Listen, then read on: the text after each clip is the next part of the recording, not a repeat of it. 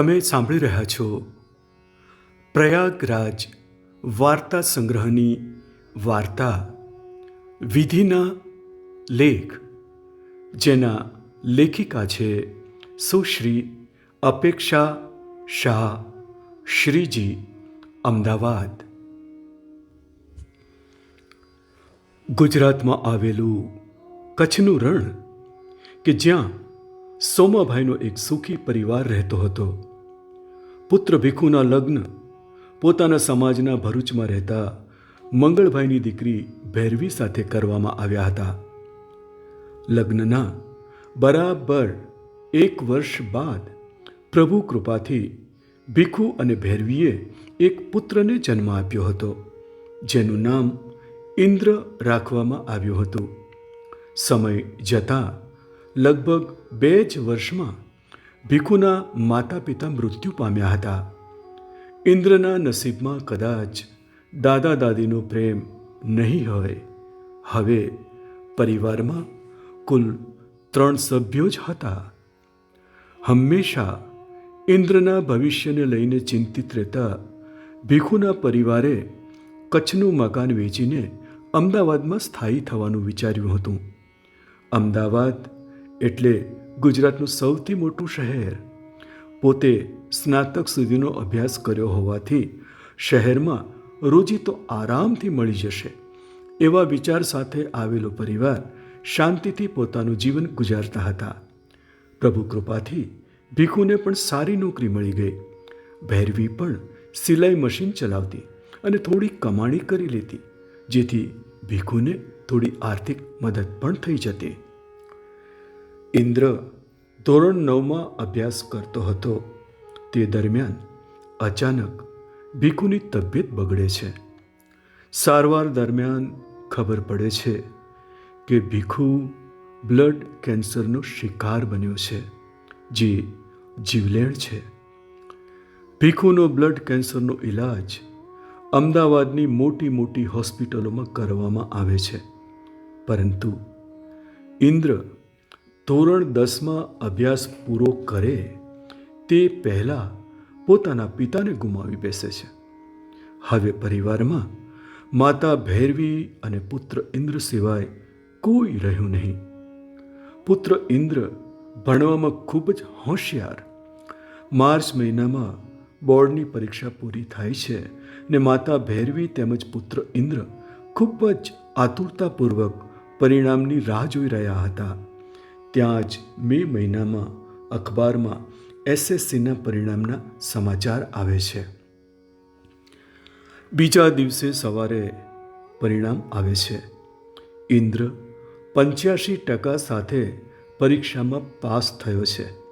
માતા અને પુત્રની ખુશીનો પાર નથી ને બંને રાજીના રેડ થઈ ગયા છે. ઇન્દ્રની ઈચ્છા ડૉક્ટર બનવાની હતી. માતા ભૈરવી અને પુત્ર ઇન્દ્ર મેરિટની રાહ જોઈ રહ્યા હતા. બીજા દિવસે મેરિટ બહાર પડે છે.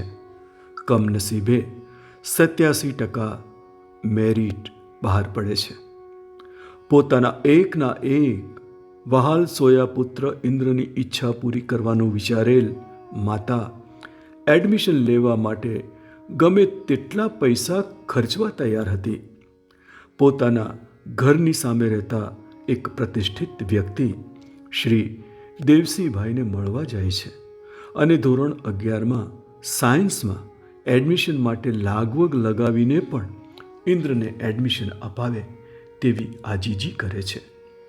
દેવસિંહભાઈ પણ ભૈરવીના પુત્ર ઇન્દ્રને ધોરણ 11 સાયન્સમાં એડમિશન અપાવવા માટે લાગવગ લગાવે છે.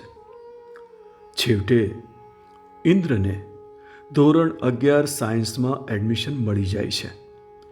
ઇન્દ્ર ખૂબ જ મહેનત કરવા લાગ્યો કે જેથી MBBSમાં સહેલાઈથી એડમિશન મળી જાય અને પોતાની તેમજ માતાની ડૉક્ટર બનવાની ઈચ્છા પૂરી કરી શકાય.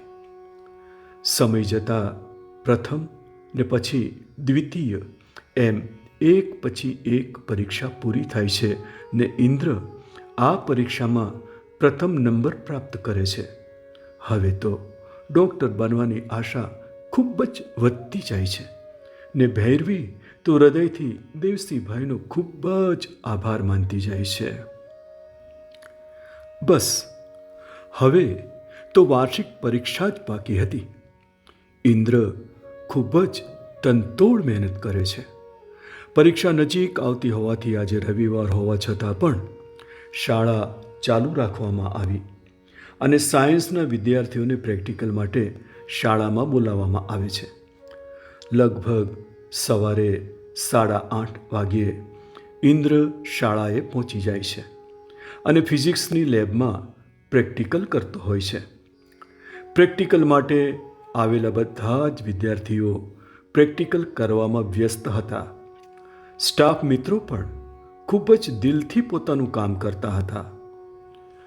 થોડી જ મિનિટોમાં ભૂકંપ આવે છે. કશું સમજાતું નથી. બધા જ દોડ કરી મૂકે છે. કંઈ સમજાય એ પહેલાં જ આંખના પલકારામાં ઇન્દ્રની આ શાળા તાશના પત્તાની જેમ પડી જાય છે, જેમાં ઇન્દ્રનું અને શાળાના દરેક વિદ્યાર્થીઓનું મૃત્યુ થાય છે.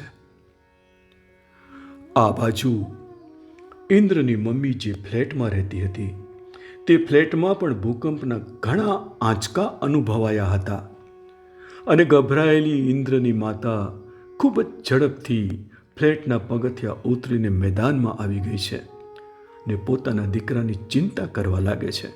ને ત્યાં જ પોતાના દીકરાના મિત્રના પિતા સમાચાર આપે છે કે ઇન્દ્ર જે શાળામાં અભ્યાસ કરે છે તે શાળા ભૂકંપને લીધે જમીન દોસ્ત થઈ ગઈ છે ને ત્યાંના બધા જ વિદ્યાર્થીઓ મૃત્યુ પામ્યા છે.